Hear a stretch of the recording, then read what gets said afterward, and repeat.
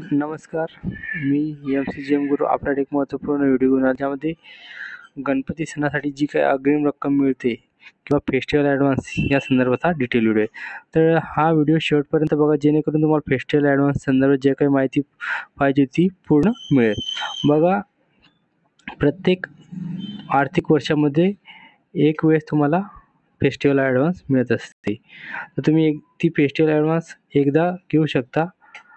आणि फेस्टिवल ॲडव्हान्सची रक्कम किती भेटते तर बघा, 12,500 रुपये तुम्हाला बिनव्याजी कोणतेही व्याज न आकारता तुम्हाला दिली जाते.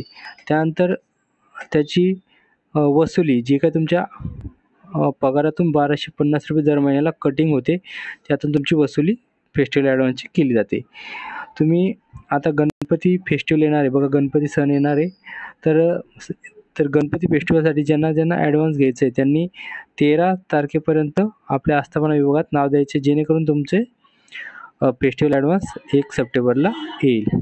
त्यानंतर दिवाळी, त्यानंतर खूप सारे सण असतात, त्यासाठी आपल्याला फेस्टिवल ॲडव्हान्स भेटते. तर ज्या कर्मचाऱ्यांना फेस्टिवल ॲडव्हान्स घ्यायचे त्यांनी आपल्या खात्यात जायचं आहे आणि आपल्या क्लर्ककडे अर्ज करायचा आहे. त्यांना ती ॲडव्हान्स मिळणार आहेत. तर व्हिडिओ आवडल्यास लाईक करा, शेअर करा, सबस्क्राईब करा. धन्यवाद.